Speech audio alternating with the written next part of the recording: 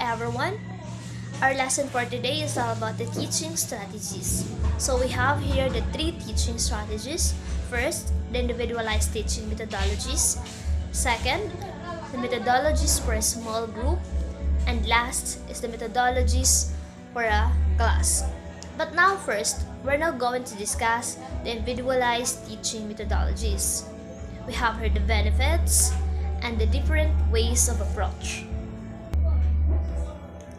So let's now define what is teaching methodologies. Teaching method, it comprises the principles and methods used by the teachers to enable students learn. And what is a strategy? A strategy, it is how the teacher will going to attack his or her way to approach the learners. What will be her method or their strategies are going to use for the learners.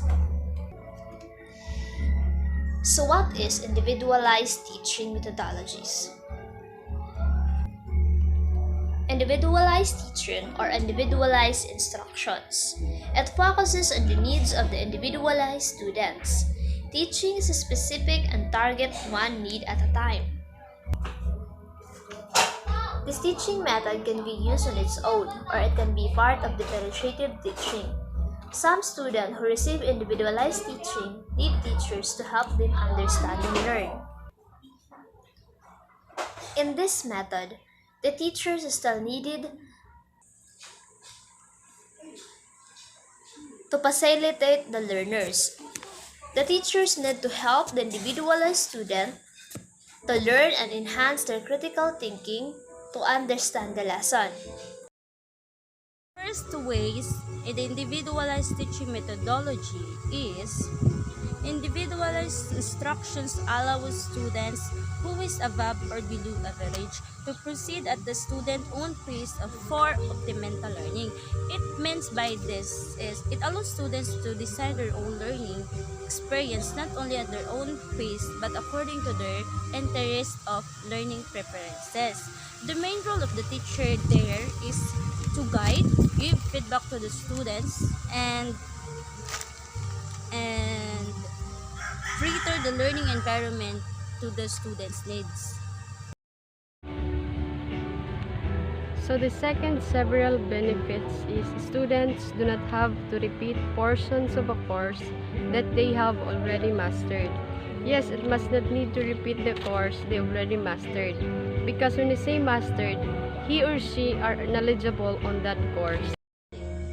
Another several benefits is students learn the self-discipline needed to motivate themselves and to keep their progress on target. It means that a student must be responsible for their own learning.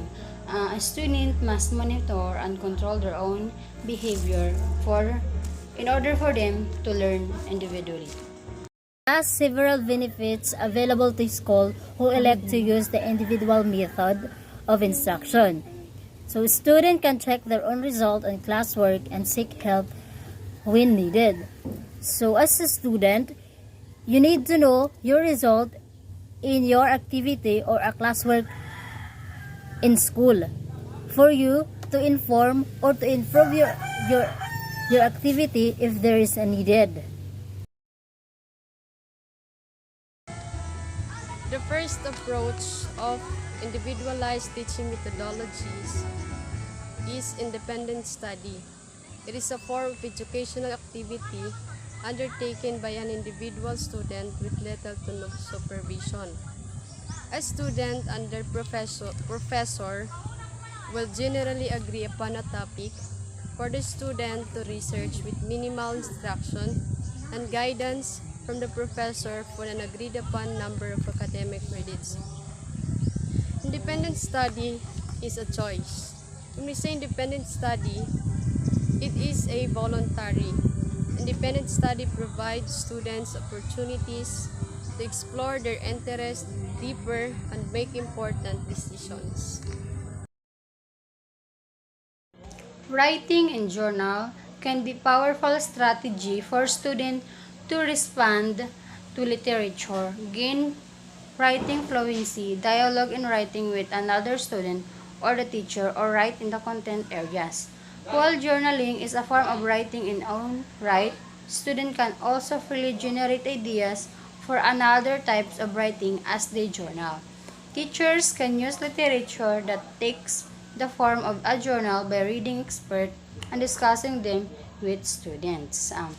A journal is a daily record or chronology of a registered event. It is sometimes called a diary. It is also a record of what transpired during learning activities. Through journals, um, we could, a student could practice their individual writing skills that benefits their own learning.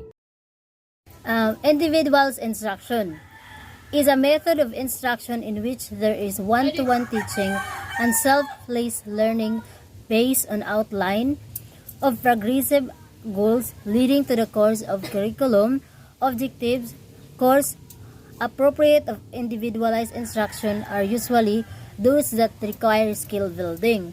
So, facilitator and learning, which the teacher will provide all the needing materials, and the learners would be the one to think, interpret, or discuss about the topic. The fourth approach in individualized teaching methodology is preparing project and collections. Project preparation is the process of analyzing and developing a project idea and collecting information that would help the project ready for implementation. It means students need first to analyze idea, construct idea, to have a final project so that they can implement it successfully. Narratives. Narratives refers to the story being told. It is account of events, experiences, and details. It also refers to the storytelling process. As an adjective, it describes the form of style of story being told. A narrative is a famous narrations made by the scientists, inventors, author, novelists, and historians are source of significant information that can be used as a part of teaching methodology. Through this narrative, teachers can measure student writing skills, especially in making narrative stories or other narrations. Another is experiential learning. It's a process of education through experience, followed by the reflection that on the experience.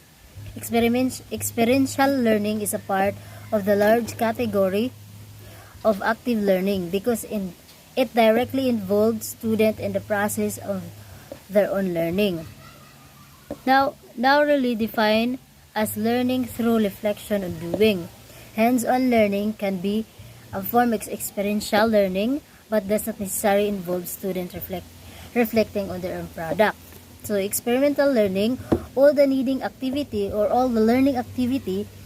as a learner, you have to reflect on what do you learn about this topic that has been discussed. The next is student research. It can refer to either research conducted by the students to students involved as subjects in research. A research is on a student who is learning how to research by doing research under the supervision of a more senior academic. Next in the approach is constructivist approach. It's an approach to learning that holds that people actively construct or make their own knowledge and that reality is determined by the experience of the learners. It means learners are the makers of the measuring of knowledge. So it means it based on the belief or a certain students on how they can widen their knowledge or learning in a certain things. or construct their knowledge and depend on their experience. So we have discovery approach. So discovery learning is a technique of inquiry-based learning and is considered as a constructivist-based approach education. It is also referred to a problem-based learning, experiential learning, and 21st century learning. So discovery approach, as a student, you need to discover something that can help to improve your learning or in other way. Do not focus only on what the teacher discussed or what has been you need also to discover just to improve you and to help you to understand and to become more progressive in terms on activities and in school. Special report are short review-style articles that summarize a particular niche area, be it a specific technique or the therapeutic method. The special report used to communicate information which has been compiled as a result of research and analysis of data or of issues. Through special reports, everything must be liquidated and detailed. Next is the problem solving. In problem solving, it is the act of defining a problem, determining the cause of the problem, identifying, patronizing, and selecting alternatives for solutions, and implementing a solution. The problem solving process. So it means it allows the students to learn by working on their problems. This enables the students to learn new things, new knowledge by facing the problem to be solved. The students are expected to observe, understand, and analyze, interpret, find solutions, and understand of the concept. The next is creative writing. Writing that goes outside the bounds of normal professional, journalistic, academic, or technical forms of literature, typically identified by an emphasis on narrative craft, character development, and the use of literary tropes or with various traditions of poetry and poetics. Which means creative writing is a form of artistic expression, draws on the imagination to convey meaning through the use of imagery, narrative, and drama. Using multiple intelligence theory. The theory of multiple intelligence differentiates intelligence into specific primary sensory modalities rather than seeing intelligence as dominated by a single general ability. The best way to lay out a classroom to support multiple intelligence is to have in the room that work for each type of intelligence. Knowing how to target the various interests and learning styles a student can help teacher to plan engaging and effective lessons.